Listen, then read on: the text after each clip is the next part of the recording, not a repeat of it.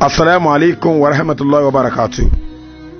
May the peace of Almighty Allah will be with every one of us. Ọlọ́run ní fi ilé o yóò máa gbàdúrà yín yóò sì máa gbàdúrà tàwa náà bẹ́ẹ̀ ṣe nífẹ̀ẹ́ wa Ọlọ́run nífẹ̀ẹ́ tẹ̀yin náà. The expectation ìran kan tàbí ká pè ní ìrètí is to think that something will probably or certainly happen. Kọ́ fọkàn sí pé kíní ìgbúdọ̀ ṣiṣẹ́ ni yóò dẹ̀ máa ṣiṣẹ́ pẹ̀lú ọkàn wa àníbọ̀ Muhammad sallallahu alaihi wasallam sọ pé báṣì kan bẹ̀ lára wa táwọn pè ní báṣì lè kiri ẹran kan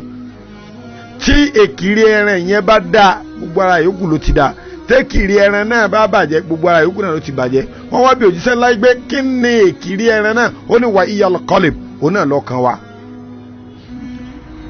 ìdáǹpẹ̀ nírètí ọkàn ní bá ṣiṣẹ́ ọkàn dẹ̀ ń bára ṣiṣẹ́ ló fi jẹ́ pé gbogbo àwọn lectures mi èmi máa ń sọ lórí ìbágbépọ̀ ìbáṣepọ̀ relationship ìbáṣepọ̀ wa pẹ̀lú Ọlọ́run ìbáṣepọ̀ wa pẹ̀lú nature that is àkọsẹ̀ ìdáyé wa ìrìn àjò wa nú ayé and our relationship with our family ìbáṣepọ̀ wa pẹ̀lú àwọn ẹbí wa and who is my family is you, not even my wife only, not even my children. Ṣùgbọ́n ìwọ tó ń wò mí tó ń gbọ́ mi ìwọ ni family mi,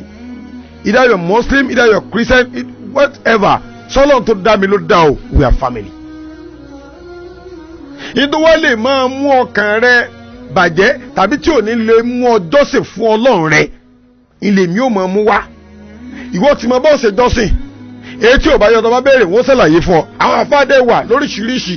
tó yẹ pé àwọn eléyìí wọ́n ń kó ti Quran, àwọn eléyìí wọ́n ń kó ti hadith, àwọn eléyìí fíkìw làwọn ń tẹ̀lé, àwọn eléyìí wọ́n ń tẹ̀lé sunna. Gbogbo wọn bẹ́ẹ̀ wọ́n bẹ lóríṣiríṣi. Àmọ́ kí ló lè mọ́ mú ọ sin lọ́hùn ó ní kókàrí mọ́ balẹ̀ lára tí ò ní mọ́ kàrí balẹ̀ ó ní mo mú jáde ìran kan. Ọ̀nà mẹ́ta là ń gbà ṣàgbákò rẹ̀. Àkọ́kọ́ ń bẹ̀ kọ́ máa retí oore padà lọ́dọ̀ ẹni tó ṣe fún. Kí bàbá máa retí pé mo ti rán máa ń léwé mo gbúdọ̀ jèrè ẹni. Kí ìyàwó máa retí pé mo ṣe dáadáa fọ́kọ mi mo gbúdọ̀ jèrè ọkọ. Kọ́ mọ̀ wò pé èmi mo fún ẹ ní níṣẹ́ gbogbo ọlá tó bá ní ó yẹ kó màmá mi ń bẹ̀. Ìrètí àkọ́kọ́ nù ìtọ́ ṣe ìtọ́ gbìn kéèyàn lọ gbìn nǹkan kó máa accept gbé tí mo gbìn gbúdọ̀ ṣo. Téèyàn bá rí gbà mẹ́nà ìdílé láti inú ọlọ́ọ̀lọ́ ni o kò ń ṣe pé bóyá kó ṣe kó rí gbà o bẹ́ẹ̀ yóò bá wá rí gbà wàá lò wá dé inú kó dì règùn kẹ́mọ̀ sọ̀rọ̀ láì dá kátara rẹ̀ dẹ́sẹ̀ bẹ́ẹ̀ sì ṣe ń wo iṣẹ́ tí mi lọ́ọ̀rẹ́ mi mo ṣe o. Gbogbo ogún bàbá mi mo gbà tí mo fi tọkọ mi o ọkọ mi wá yàn tán ìyàwó ló lọ gbélé mi ó ti dì règùn. Ẹlẹ́ẹ̀kejì mẹ́ kẹ́sọ̀ pé téèyàn bá rí gbà yóò mo ṣe fọ́lọ́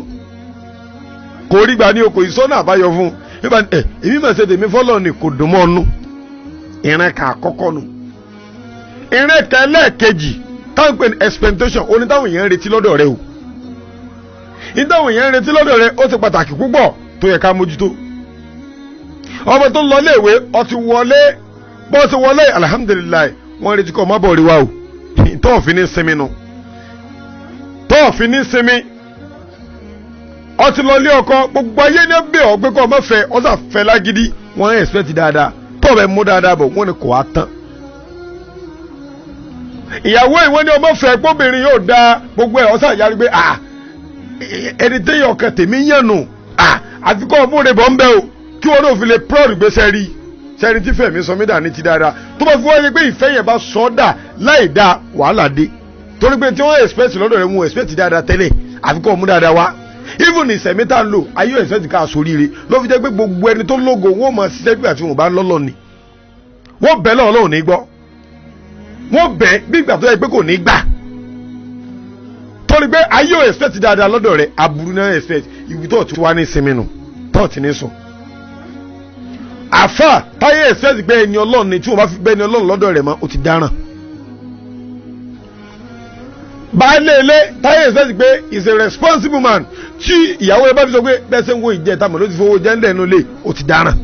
Ẹ̀yin táyé expect lọ́dọ̀ rẹ̀ àfikún ọ̀dà padà o lèmi máa fi kọrin fáwọn lásán láti gbé gbogbo ohun táyé tì ro pé mo tó tẹ́mi gẹ́gẹ́ sì máa wípé mi ò tó sùlíjà láàlì gbọ́rọ̀ mi rò ó tètè ṣe káyé tó fi bù mí torí táyé bá ìṣẹ́ ìpolówó ni ọ́ tó o bá lu alákadá tó o bá padà lówó níjọ́ tó bá nídìí rẹ ìyẹn dáràn wọ́n sọ̀yàn di barabara ẹlẹ́ẹ̀kejì nù. ọ̀rẹ́ ẹlẹ́ẹ̀kẹta expectation oníta tó ṣe fọ́lọ̀ ibi tá a ti wá lùsì nìyẹn. à ń kírun nítorí pé ká má bàa jìyà à ń sin lọ́n torí ká má bàa wọ́n náà ẹlòmíì jẹ́ sábẹ́ àtòrí kò lè ló lọ ẹlòmíì wọ́n gbé àkíní làfà wá ń wì ṣé torí kí wọ́n wà fi ń kírun torí kí wọ́n wà fi ń ṣàdúrà yóò kí ló ní tó ṣe torí pé ntọ́lọ́ ń fẹ́ kí ló ní tó ṣe torí pé ó pàṣẹ kí ló ní tó ṣe nítorí pé ó fẹ́ dùn Ọlọ́run kọ́ wá dùn Ọlọ́run kọ́ wá bóyá Ọlọ́run ní dùn ọ̀nù padà kẹrin ọmọ wa nì kẹrin wọ wa nì ńlá wa mọ Ọlọ́run ọba mọ́ àdàmà pàápàá débi nǹkan rẹ̀ gbogbo tó bá fẹ́ mọ Ọlọ́run gbogbo àmì rẹ̀ lọ́gbọ́dọ̀ mọ̀ pẹ̀lú ẹ̀ tó bá rí Quran ọ̀rọ̀ Ọlọ́run ni wàá pẹ́lẹ́ bẹ́ẹ̀ ọ̀rọ̀ Ọlọ́run ni ó fi àpọ́nlé Ọlọ́run ó fi wojú rẹ̀ àti ẹ̀ máa dùn mí fáwọn Christian ẹlòmíì gbẹgbẹ agbé kọ́ọ̀pù gàrí lórí Bible orí ó dẹ̀ fọ́ mi èmi tí mi ń ṣe Christian pé àbọ̀rọ̀ Ọlọ́run kẹ́ ẹ̀ pé ni kí ló dé bẹ̀rù Ọlọ́run mọ́la bẹ́ẹ̀ bá délé Ọlọ́run innal masajida lillah ilé Ọlọ́run ni o ẹ wọ́n sì kàn mí bẹ́ẹ̀ fún tọ́lọ́run ẹ bẹ̀rù pé Ọlọ́run bẹ́ẹ̀ ìmọ̀ wa ní pàyàpọ̀ Ọlọ́run bẹ́ẹ̀ Ọlọ́run wa ni láì rí mi ọ sì bẹ̀rù mi ọ bẹ̀rù ń tọ́ rí pẹ̀lú mi ó yá gbogbo tó o bá ń fẹ́ ó yá mo bá dá lò without failing. We don't expect anything from Almighty God. ṣùgbọ́n I expect nǹkan lọ́dọ̀ ara wa ẹlẹ́ran ara wa tí ó tó lè disappoint wa at any fucking time. ìyàwó lè pọkọ lẹ́kún ọkọ lè pàyàwó lẹ́kún ọmọ lè disappoint òbí ẹ̀ ká tó wá wí ọ̀rẹ́ sọ̀rẹ́ ká tó wá wí ọ̀gá sọmọṣẹ́ ká tó wá wí ọmọṣẹ́ sọ̀gá. ok kí wọ́n ní solution mẹ́tẹ̀ẹ̀ta tá a bá fẹ́ ní láárí látara expectation wa tá a fẹ́ dológo látara expectation wa ó ní pé àkọ́kọ́ don't take anything for granted.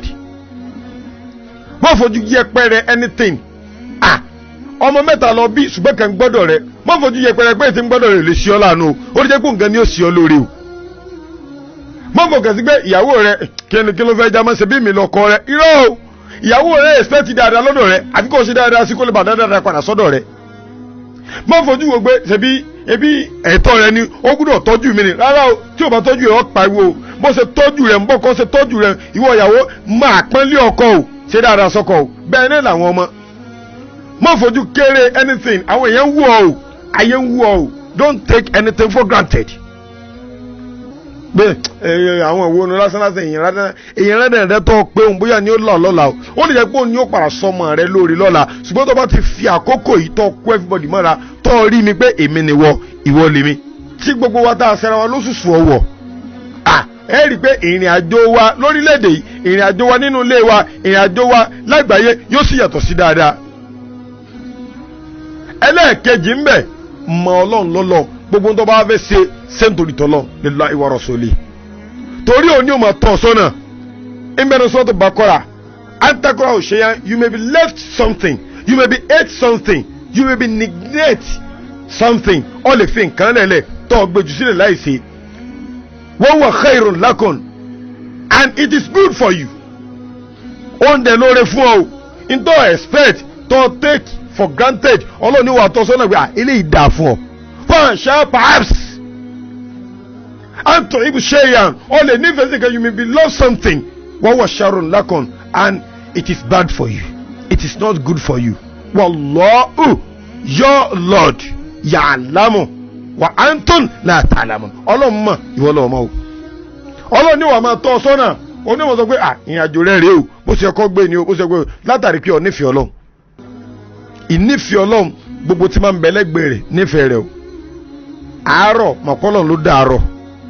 fi tàárọ̀ fáàrọ̀ fi tọ̀sán fọ̀sán fi talẹ́ falẹ́ ilé ọlọ́run pọ́nlé ìwé ọlọ́run pọ́nlé àwọn ẹni ọlọ́run pọ́n wọn lé ọgbà táwọn àfa àwọn àfa àràdàràdà máa ń kọ rẹ ti ń sìn gan ẹ mọ tara àfa sẹlọ ṣé gbà tó bá rí Al-Qur'an tẹ̀kọ̀ rẹ ti já tó wá mú ọ̀rọ̀ ọlọ́run kúrò lára rẹ ni báwa fà kí n má wù àti òda ọ̀sìn bẹ̀rù ọlọ́run ti bẹ̀ lára rẹ ẹ̀yin ẹ má dájọ́ ẹjọ́ lọ́hùn dájọ́ fún àwọn ìrìn àjò tá a lè rìn ní ti expectation wa ti retí wa tí òfin ní já sásán ìta ìrìn kan ìta ìrètí lọ́dọ̀ èèyàn yóò máa bọ́ sí because ó ti gbé ọkàn rẹ sọ́dọ̀ ọlọ́run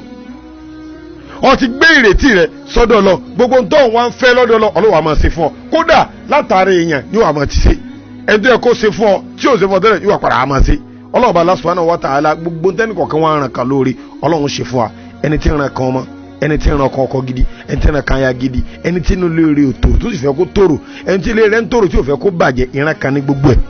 gbogbo ìran kẹ́ni kọ̀ọ̀kan wa ọlọ́run dákun sọ di dáadáa gbogbo lẹ́tà tá a kọ àwa ń retí oore o àwa ń retí oore àti kọ lẹ́tà sálà o àwa ń retí oore gbogbo orí tẹ́ni kọ̀ọ̀kan wa ń retí ọlọ́run dákun ṣe fún wa gbogbo ẹ̀yin olólùfẹ́ mi in fact I don't even know how to appreciate you ṣùgbọ́n ẹ ṣe dáadáa nínú ayé mi ẹ jẹ́ ká yóò máa gbọ́ mi gbogbo ibi tó retí náà bá wà kò ní ha gbogbo tẹ́ bá ń béèrè ọlọ́run ṣe fún yín tẹ́ bá fẹ́ gbádùn mi dáadáa ẹ̀yin lọ sí YouTube kẹ́ ẹ tẹ subscribe gbogbo àwọn lectures wa kẹ́ ẹ wò ń bẹ̀ ẹ rí i pé ẹ tó máa gbádùn wa síwájú sí i àdúrà yóò gbà o àdúrà tèmi náà gbà àfáàjẹjẹ àgbà ló kọ mi o salamu alaykum.